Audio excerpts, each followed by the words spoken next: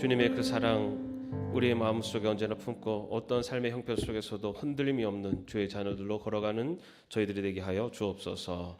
예수님의 이름으로 기도합니다. 아멘. 오늘 말씀을 먼저 같이 읽겠습니다. 누가복음 2장 41절에 45절까지의 말씀 같이 읽겠습니다. 예수의 부모는 해마다 6월절에 예루살렘으로 갔다. 예수가 12살이 되는 해에도 그들은 절기 관습을 따라 6월절을 지키러 예루살렘에 올라갔다. 그런데 그들이 절기를 마치고 돌아올 때에 소년 예수는 예루살렘에 그대로 머물러 있었다. 그의 부모는 이것을 모르고 일행 가운데 있으려니 생각하고 하룻길을 갔다. 그 뒤에 비로소 그들의 친척들과 친지들 가운데서 그를 찾았으나 찾지 못하여 예루살렘으로 되돌아가서 찾아다녔다. 아멘. 자, 이번 주부터는 이스라엘의 생활 풍습에 대해서 함께 나누겠습니다. 여러분, 이스라엘의 생활 풍습을 나누는 것은 우리가 이스라엘, 다시 말해 하나님의 백성이었던 이스라엘의 생활 풍습 중에 우리가 취해야 될 것은 취하고 취하지 않을 것은 또 취하지 않는 그런 지혜로운 우리가 선택을 해야 됩니다. 왜냐하면 우리가 아는 것처럼 이스라엘은 지금으로부터 2000년 전 우리와 시대의 차이가 많습니다. 그렇기 때문에 이스라엘에서 했었던 그대로를 우리가 와서 할 수는 없어요. 그렇지만 이스라엘 하나님께서 이스라엘 백성들을 통해서 하나님의 백성들이 어떻게 살아가는가라는 것을 가르쳐 주신 그 의미를 그리고 그 뜻을 우리가 찾아서 오늘날에 어떻게 그것을 적용할 것인가라는 것을 나가는 데까지 우리가 함께 하는 시간으로 이스라엘 생활 풍습을 나누도록 하겠습니다. 먼저 첫 번째 시간으로는 이스라엘의 교육에 대해서 말씀을 드리겠습니다. 여러분 어떻게 5월 5일 잘 넘기셨습니까? 5월 5일 날 우리 주머니가 활짝 열리는 날이기도 하죠. 여러분 5월 5일 날 우리 자녀들, 손주들에게 어떠한 말씀을 전하셨나요? 5월 5일 어린이날 축하해, 용돈이야, 선물이야, 이렇게 많이들 하셨죠. 자, 요럴 때가 사실은 우리 손주들 또 우리 자녀들을 교육할 수 있는 또 기간이기도 합니다. 시기이기도 하고요. 자, 앞으로 하나가 더 남았어요. 뭐가 남았습니까? 어버이날이 남았습니다. 여러분 어버이날 5월 5일 날 그냥 이렇게 아이들에게 맞춰주면서 보냈다면 이 어버이날에는 다시 한번 내가 아이들에게 무엇을 전해주고 얘기해줘야 될지를 한번 더 오늘 이 시간을 통해서 한번 생각해봤으면 좋겠습니다. 먼저 우리나라도 이렇게 태어나면 그 다음에 태어나서 한 3살까지는 부모 품에 있다가 그 다음에 어디를 갑니까? 보통 어린이집을 가고 그 다음에 유치원을 가고 그 다음에 초등학교, 중학교, 고등학교, 대학교 이렇게 그 연령대별로 교육하는 단계들이 있는데요. 이스라엘에서도 그 생애 주기별로 교육이 실행이 됐습니다. 그래서 보통 이렇게 이스라엘은 크게 세 연령대로 구분을 해요. 유아기, 소년기, 성년기 이렇게 나눠지는데 사실 저 유아기와 소년기는 약간 좀 분류를 하는 학자마다 좀 다르게 분류를 하긴 합니다. 그렇지만 일반적으로 유아기는 태어나서 그 3세까지를 말합니다. 이때 교육 담당은 누가 담당하냐면 누구일까요? 엄마입니다. 철저하게 이 유아기 때는 어머니가 담당을 합니다. 근데 이때는 뭐 교육을 할 수 있나요, 없나요? 여러분들 애들 1살, 2살 때부터 막 교육을 시키셨나요? 이때는 전적인 어머니의 사랑으로 아이를 돌보고 아이를 케어하는 그때입니다. 근데 우리가 뭐 요즘 그 아이들의 그 연령대별 인성 교육이나 이런 데를 보면은 유아기 때 부모의 사랑을 많이 받고 자란 아이와 이때 받지 못한 아이가 결국은 그런 데서 많이 차이가 성년이 돼서 나타난다는 얘기들도 있잖아요. 그래서 어쨌든 유아기 때는 이렇게 어머니가 교육을 담당합니다. 그래서 그런 때가 있는데 여러분 그 구약 성경에 한나가 사무엘을 낳고 그 다음에 몇 살 때 성전으로다가 아이를 데려가죠? 3살이 지나고 나서 그 아이 사무엘을 성전으로 데리고 와서 바치게 되는데 그 이유가 바로 요 유아기만큼은 어머니의 교육 기간이에요. 그래서 왜 하필 3살이 지난 다음에 사무엘을 바치는 방법이 달라져요. 이때부터는 성경에 보면요, 막대기와 채찍으로 아이들을 가르칩니다. 아버지가 가르치면서 그때부터는 이 유아기 때까지는 어머니가 다 오냐 하고 받아줬다면 이제 소년기가 딱 되면요, 그때부터는 아버지가 가르치기 시작하면서는 그때부터는 막대기와 채찍, 다시 말해도 굉장히 이렇게 엄하게 가르쳤다는 거예요. 저는 이 말씀을 보면서 제가 좀 위로를 받았어요. 왜냐하면 제가 우리 아이들 어릴 때 제가 주로 혼내는 역할을 했거든요. 그래서 제가 속으로는 왜 나만 나쁜 역할을 하나.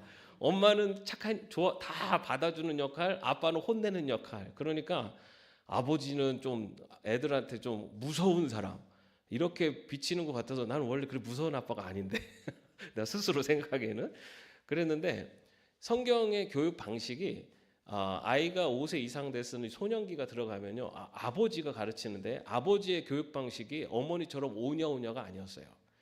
그래서 실제로는 정말 매를 들 만큼 아주 엄하게 가르치면서 자녀를 키웠다는 겁니다.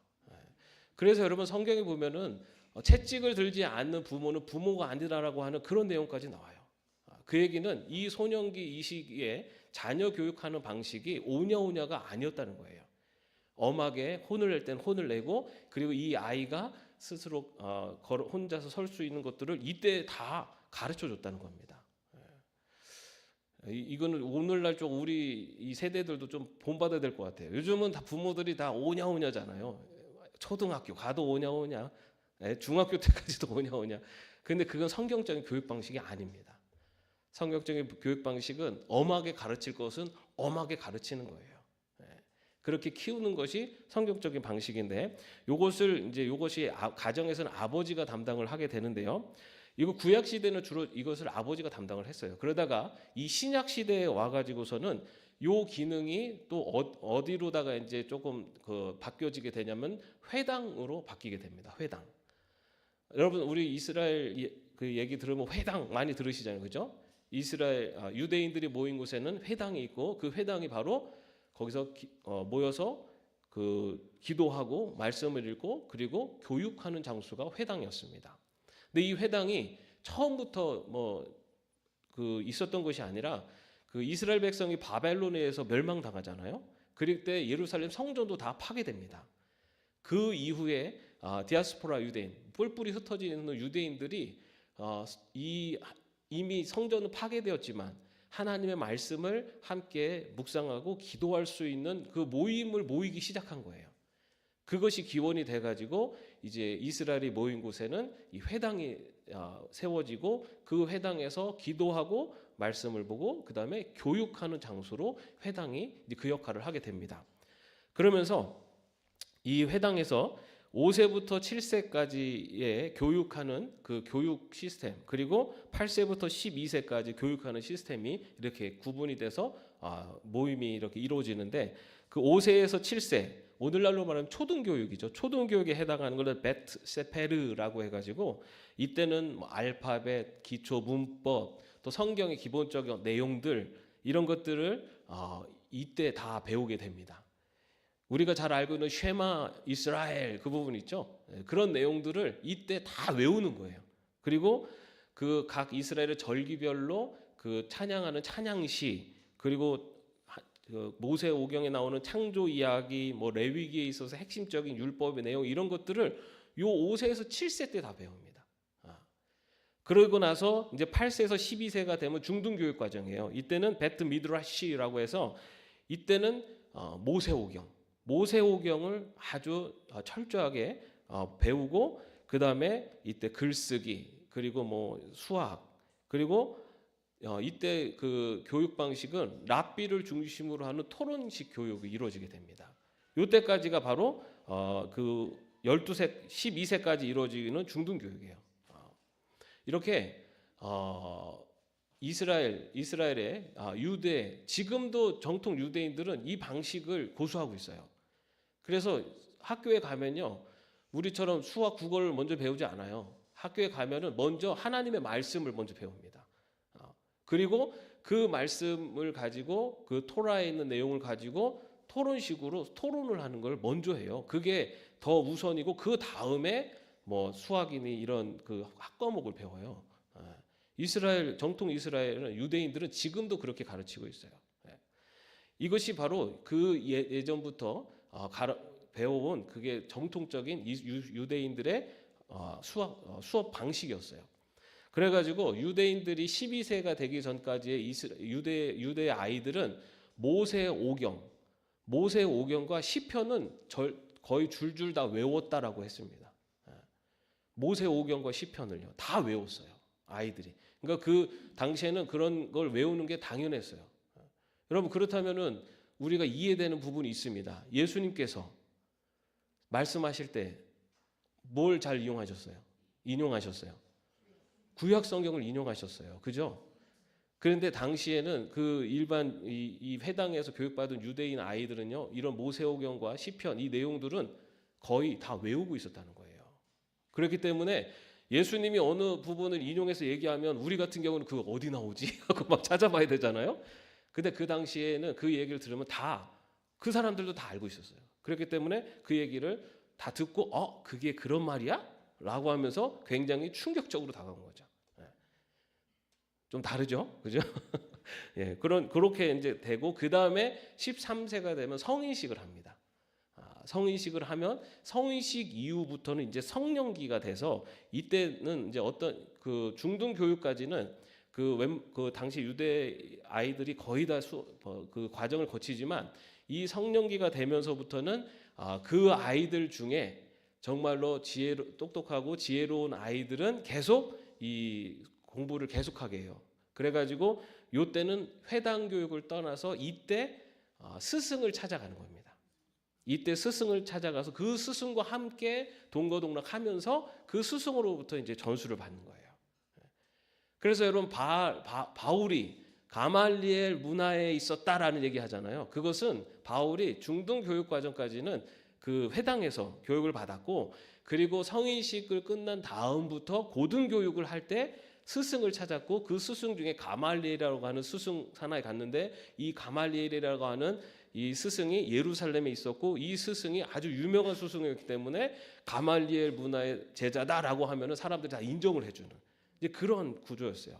그래서 많은 경우는 그 중등 교육까지 끝나고 많은 경우는 다 이제 성인으로 자기의 가업을 잇거나 일상의 삶으로 돌아갔다면은 그 중에서도 좀 그 랍비 이 과정이 랍비의 과정이거든요. 랍비로서 아이들을 가르치고 말씀을 전할 수 있는 그런 지혜가 있는 사람들은 요 고등 교육 과정, 그래서 스승을 찾아가서 그 스승으로부터 전수를 받는 이제 그런 과정으로 이렇게 교육이 이루어지게 됩니다. 자, 그렇다면은 이 유대인들의 이스라엘의 교육 방법은 어떤 교육 방법을 사용했느냐? 로마서 10장 17절 말씀 한번 같이 읽어보겠습니다. 그러므로 믿음은 들음에서 생기고 들음은 그리스도를 전하는 말씀에서 비롯됩니다. 예. 믿음은 뭐에서 생긴다고요? 들음에서. 예.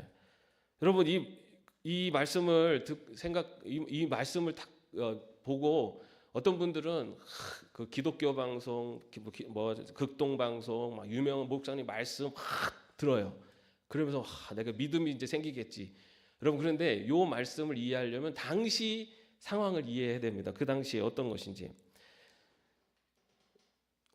이스라엘의 교육 방법 중에 하나는요, 듣는 겁니다. 듣는 거.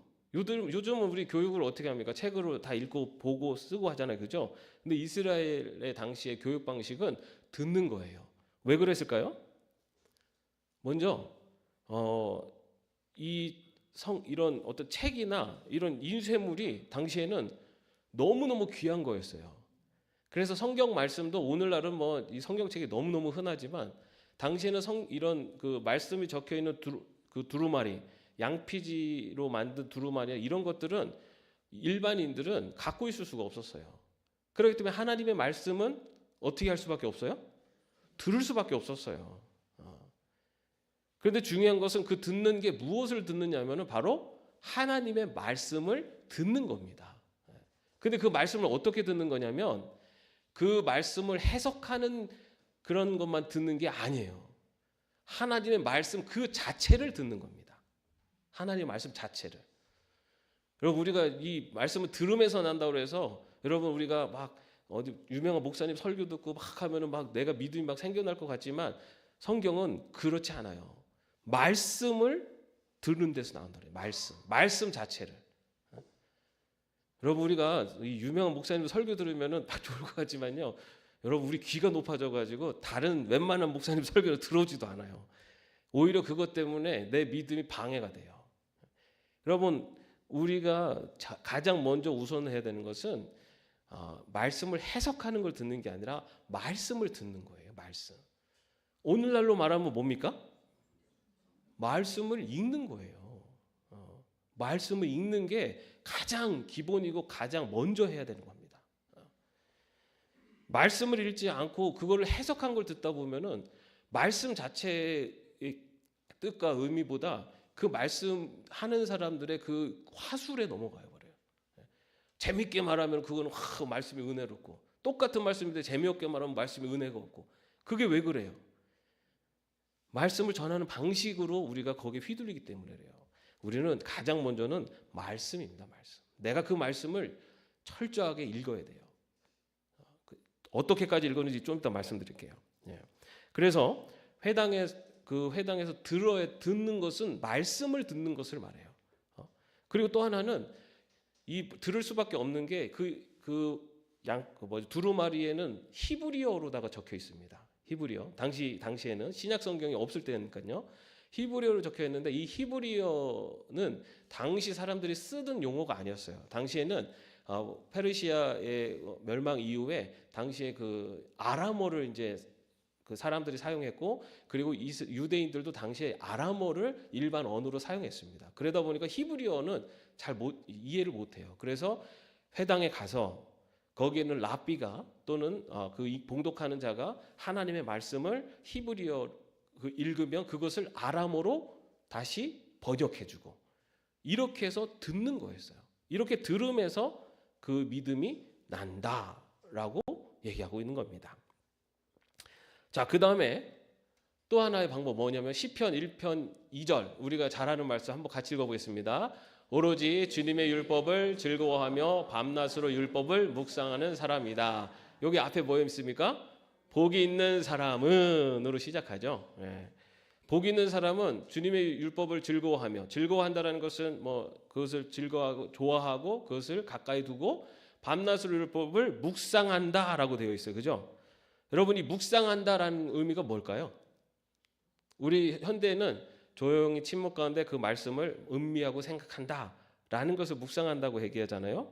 그런데 이 히브리어 이 묵상한다가 호게라고 하는 단어가 쓰였고 이 뜻은 뭐냐면은 중얼거린다는 뜻이에요. 중얼거린다. 중얼거린다는 거예요. 왜 중얼거릴까요? 아까 우리 말씀이 구하기 쉽다고 그래서 어렵다고 그랬어요. 어렵다고 그랬습니다. 그래서 그걸 들어요.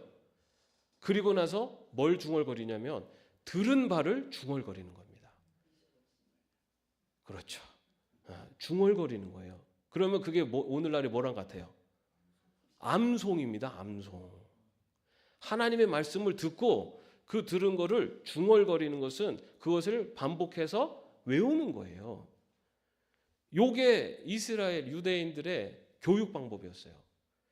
듣고 들은 바를 반복해서 외우는 겁니다. 암송. 여러분 그래서 우리가 그 성경이 필사가 이렇게 그 수천 년 동안에 필사가 이루어졌다라고 했을 때 그것이 사람들이 그걸 어떻게 다 외워 그 많은 걸 오늘날의 우리의 입장에서는 불가능하잖아요. 그죠? 그러나 당시에는 모든 사람들이 듣고 암송 이것을 계속해서 반복했습니다. 그래서요 그 유대 스승의 최고의 덕목이 뭐였냐면은 인내였어요. 인내. 스승 가르치는 사람들의 가장 최고의 덕목이 인내였어요. 왜 그렇습니까? 같은 내용을 계속 반복해서 수업을 했어요. 그래서 이런 얘기까지 있어요. 수업을 100번 반복하는 랍비는 101번 반복하는 랍비와 감히 견줄 수 없다. 반복이었어요. 반복. 하나님의 말씀을 계속해서 그 완전히 암송할 때까지 그렇게 외우는 것. 이것이 묵상이었어요. 우리는 오늘날에 묵상한다 그러면 그 뜻이 뭘까? 이렇게 고민하잖아요. 그죠? 근데 그게 아니었어요.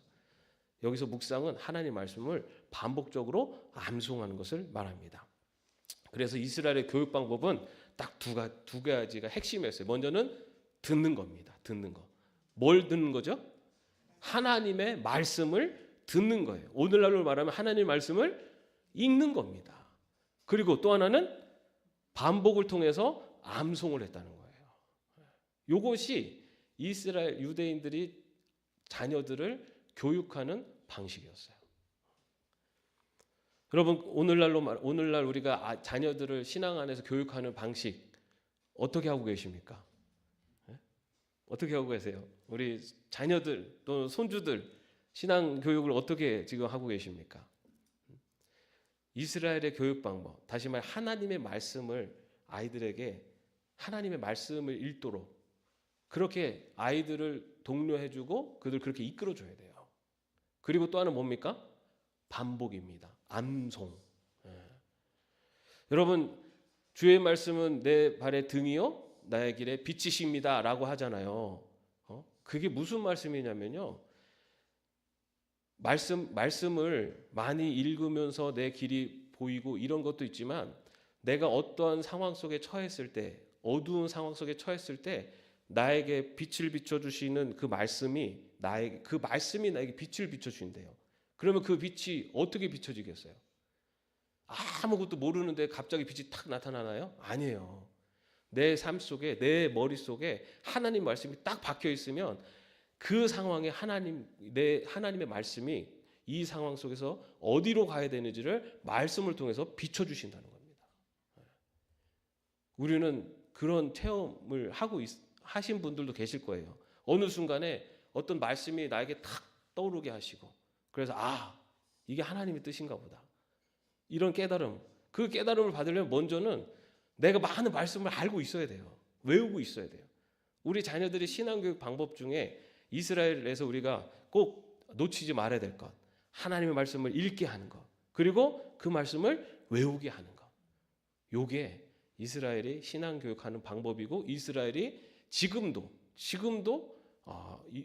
우리가 얘기하는 그 뛰어난 유대인들은 그렇게 아이들을 교육하고 있다는 겁니다. 그럼 어떻게 해야 됩니까? 먼저 부모가 말씀을 읽는 본을 보여야죠. 부모는 말씀을 읽지도 않으면서 너 말씀 읽어! 라고 얘기하면은 아이들이 읽겠습니까? 그래도 먼저는 부모된 또 할아버지 할머니가 말씀을 읽는 것에 본이 되셔야 돼요. 그리고 아이들한테 너무 어려운 개혁개정 갖다 주면 너 이거 읽어봐 그러면 걔네는 읽으면 하나도 몰라요. 그렇기 때문에 아이들이 이해하기 편한 성경. 여러분들 우리 자녀들 손주들한테 무슨 선물하세요? 로봇 태권브이 요즘 좋아하지도 않아요. 그런 거 사줘봐야 잠깐이에요. 여러분들 아이들이 읽기 편한 말씀 아니면은 그 말씀을 너무 어린 아이들이 읽기 편하게 그림책으로 나와 있는 성경 말씀 이런 거를 사주셔야 돼요. 그런 걸 해서 아이들이 성경 말씀이 그들에게 가까이 다가오도록 그렇게 하고 그 다음에 암송할 수 있도록 자꾸만 격려해주고 독려해주세요.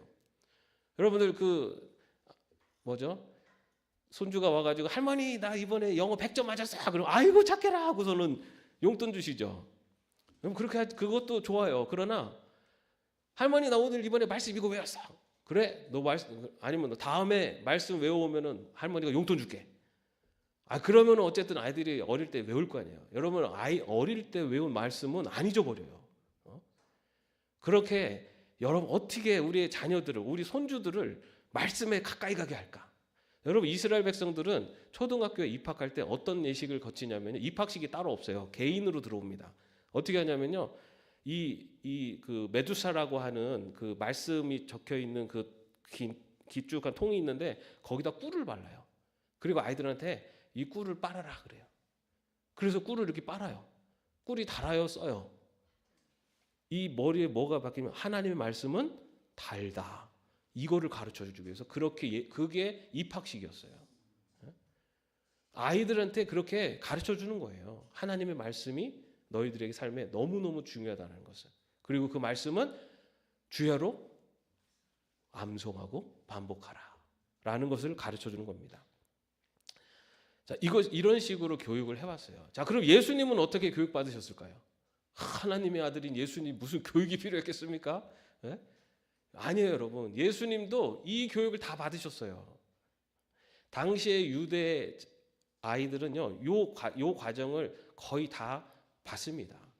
그래서 예수님도 그 유아기 때 어머니 마리아로부터 교육을 받았고, 그리고 소년기 때도 회당에서 교육을 받고, 또 아버지 요셉으로부터 가업을 전수받으면서 교육을 받고, 그리고 이 소년기 때까지 그 구약의 말씀들 이런 것들을 다 외우고 그렇게 교육을 받으신 거예요. 근데 다른 게 뭐냐면 성인기가 돼서 그런 랍비의 지혜로움이 있는 사람들은 스승을 찾아가는데 예수님은 스승을 찾아가지 않으셨음에도 불구하고 그의 가르침과 그의 말씀이 사람들을 놀라게 했다라는 겁니다. 그렇게 하고 그 다음에 공생애 때 이제 본격적으로 사람들에게 이제 공생애를 시작하시는 것으로 이제 퍼블릭하게 드러나게 되신 거죠. 그런 과정에서 예수님의 그런 어린 시절, 그런 소년 시절의 내용들은 사실 성경에 많지 않아요. 그런데 딱 하나 나온 게 있어요. 오늘 우리가 읽은 말씀이죠. 예수님께서 예루살렘 성전에 가족과 함께 올라갔다가 그 아버지 요셉과 마리아가 예수님을 떨궈 놓고서는 그냥 돌아가서 가는 길에 예수님을 못 찾아가지고 다시 돌아왔어요. 여러분, 요셉과 마리아가 어떤 것 좀 어떻게 보입니까? 아니, 여러분들이라면은 어디 갔어요. 근데 자식하고 가는지도 확인도 안 하고 그냥 훅 가다가 중간에 발견해 갖고 돌아왔어요. 아니, 어떻게 이렇게 자식한테 무관심할 수가 있나? 이렇게 보일 수도 있어요. 그죠? 그런 생각 안 해보셨죠? 그냥 예수님은 뭔가 하나님의 아들이니까 뭔가 이렇게 신비한 하나님의 말씀을 전하는 그것을 위해서 이 요셉과 마리아가 그냥 모르고 가게 하시고 또 나중에 발견돼서 돌아와서 이렇게 얘기하게 하셨나 뭐 이렇게 할 수도 있지만 그렇지 않아요. 우리가 성경의 문화를 좀 이해해야 되는데 그 41절 보면은 예수의 부모는 해마다 6월절에 예루살렘으로 갔다라고 되어 있어요. 여러분, 요셉과 마리아는요 굉장히 독실한 유대인이었습니다. 우리 갈릴리 지역은 생각해 보면 예루살렘 유대 지역이 있고 그 다음에 사마리아 지역이 있고 그 위에가 갈릴리 지역이잖아요. 갈릴리 호수가 있는 그 지역, 그죠? 그런데 이 지역은 이스라엘 역사에서 어느 지역에 속합니까? 남북 이스라엘로 나눠졌을 때 북이스라엘이에요. 그죠? 북이스라엘은 언제 아시리아에게 멸망당해서 그때 아시리아의 정책에 의해서 혼혈 정책이 일어나죠. 그래서 이방 민족이 이 북이스라엘 지역으로 이주해서 거기서 같이 살게 되면서 이렇게 서로 이렇게 피가 섞이는. 그래서 남유다 사람들이 북이스라엘 사람들 보고 아주 경멸을 했죠. 너희는 유대인이면서 이방인의 피가 섞였다면서 그게 언제까지 갑니까? 사마리아와 유대가 서로 부딪히는 이유도 그것 때문에 그렇거든요. 그럼 갈릴리 지역은 어디예요? 사마리아, 유대, 사마리아, 갈릴리예요. 그죠? 그럼 이 갈릴리도 당시에 북이스라엘에 속하잖아요.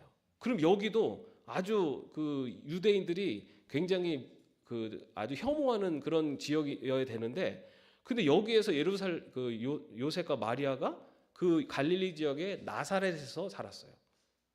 그러면은 요셉과 마리아는 어떤 사람이었을까? 북이스라엘이 그렇게 멸망당했을 때 혼합 정책으로 거기가 그런 어떤 혼혈이 되는 불경한 그 지역이었다면은 그 주전 103년경, 그러니까 주전 103년경에 마카베오 왕조의 아리스토블루스 왕이 이 유대 왕국으로 그 당시에 그 갈릴리 지역까지를 점령하게 됩니다.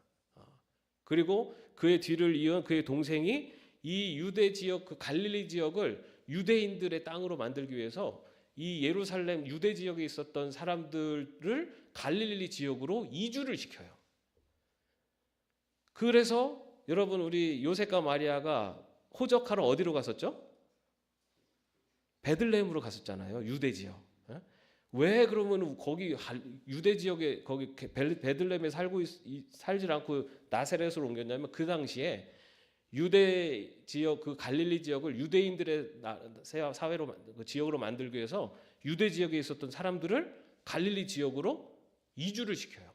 근데 거기에 어떤 사람들이 갔냐면 우리가 그곳으로 가서 그곳을 유대의 사회로 회복시키겠다라고 하는 아주 종교성이 강하고 민족주의성이 강한 사람들이 그 당시에 갈릴리 지역으로 가요. 그래서 갈릴리 지역에 당시에 유명한 랍비들이 더 많이 있었고요. 그 다음에 종교적으로 굉장히 열심히 있는 사람들이 많았어요.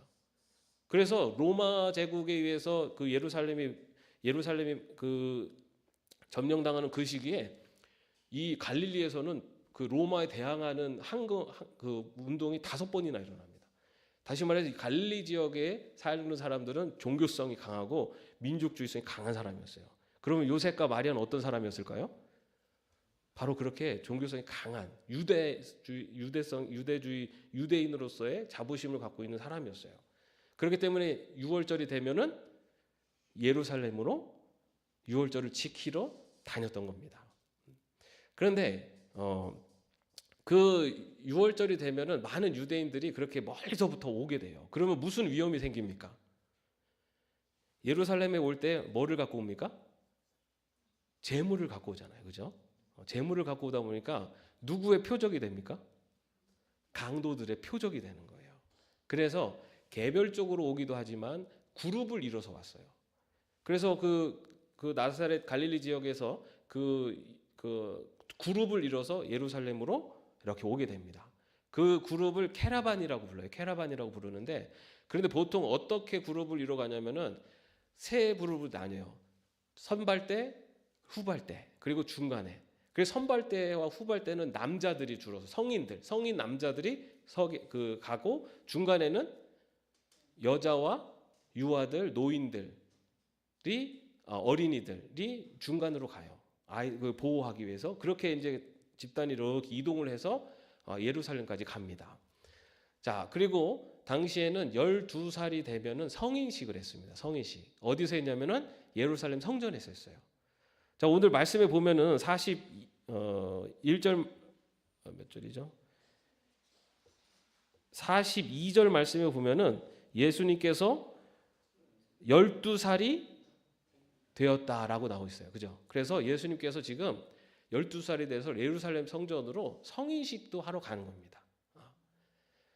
그리고 당시 성인식은 그 친족들도 많이 참석을 했어요. 그래서 아마도 당시에 그 캐러반 그 그룹이 인원수가 그래도 많이 있었을 것이다. 그리고 앞뒤로는 성인 남자들이 그리고 중간에는 아마 여인들과 어린이들과 노인들이 그 중간에서 이렇게 이동을 합니다. 그리고 예수님은 이때 어디에 속해서 갔을까요?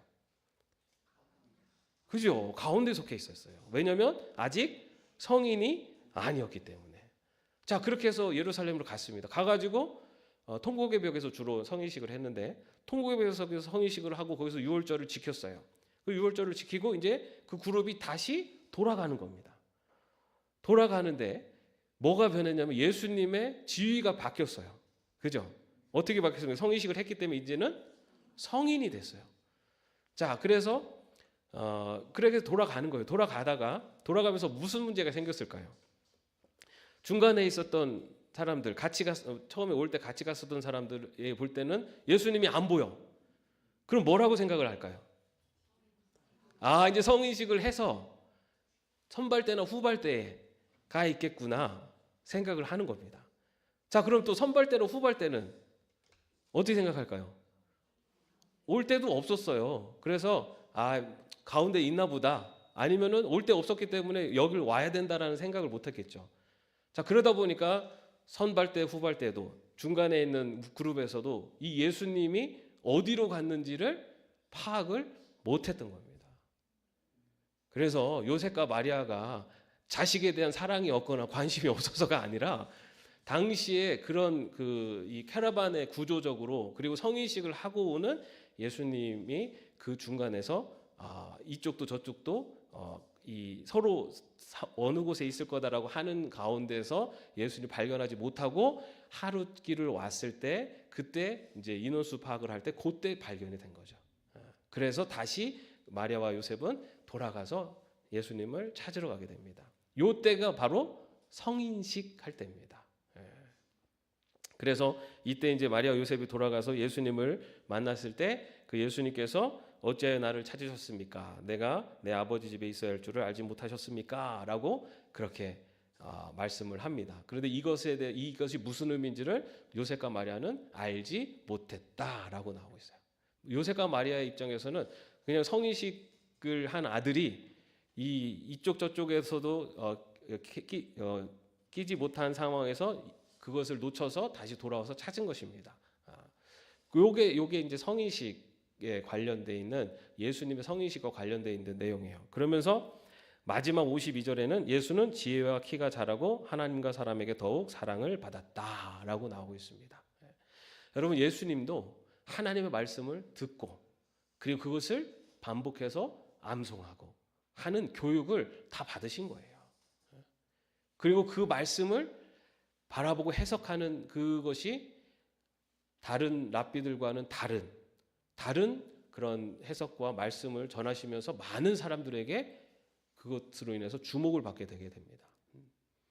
여러분 우리의 손자녀들, 우리들도 마찬가지고요. 우리가 정말 그 올바른 신앙생활을 위해서 가장 우선되어야 될 것은 바로 하나님의 말씀 앞에 서는 것, 하나님의 말씀을 듣는 것, 다시 말해 하나님의 말씀을 읽는 겁니다. 그리고 또 한 가지 더 나가서 또 뭐가 있습니까? 암송. 여러분 지금 암송하라고 그러면은 저도 자신은 없어요. 여러분 그렇지만은 암송이 어려우면은 내가 자주 가는 곳에 하나님의 말씀을 그래도 붙여놓거나 내가 그래도 말씀을 계속 볼 수 있도록 그렇게 노력은 해야 돼요. 그것이 믿음이 나는 방법이라고 나오고 있습니다. 그리고 그것이 하나님의 백성들의 교육 방법이었어요. 우리의 손자녀들 지금도 늦지 않았습니다. 하나님 말씀 앞에 설 수 있도록 읽고 또 그 말씀이 그들에게 계속적으로 반복되어지고 암송될 수 있도록 그렇게 계속 가르쳐서 신앙의 교육을 잘 시켜나갈 수 있는 우리 모두가 되기를 주님의 이름으로 축원합니다. 기도하겠습니다. 하나님 유대 이스라엘 백성들의 교육을 함께 나눕니다. 주님 이들이 세상적인 지식을 얻는 것보다 먼저 하나님의 말씀을 그들의 삶 속에 하나가 되기 위해서 노력한 모습을 봅니다. 주님 우리가 이 땅을 살아가면서 우리의 가족들, 우리의 자녀들, 우리의 손주들, 나 자신도 물론 우리가 어떤 지혜를 먼저 구하고 있는지 우리를 돌아보게 하시고 먼저 하나님의 말씀 앞에 바로 서고 또 하나님의 말씀을 읽고 또 그 말씀을 반복해서 묵상하고 또 암송함으로 정말 우리가 살아가는 길의 등불이요 빛이 되시는 주님의 말씀 가운데 살아갈 수 있도록 인도하여 주옵소서. 주님 오늘 이 방법을 그냥 듣고 마는 것이 아니라 나의 삶 속에 어떻게 실천할 수 있을지를 더 고민할 수 있는 저희가 될 수 있도록 인도하여 주옵소서. 주 예수 그리스도의 은혜와 하나님의 사랑하심과 성령님의 교통하심과 동행하심이 하나님의 말씀 그 말씀의 인도하심을 받기를 원하는 그리고 그 말씀 앞에 우리의 온 자녀 손들이 우리의 가문이 바로 서기를 원하는 주의 종들 머리 위에 이제부터 영원까지 함께 없으시기를 간절히 축원하옵나이다. 아멘.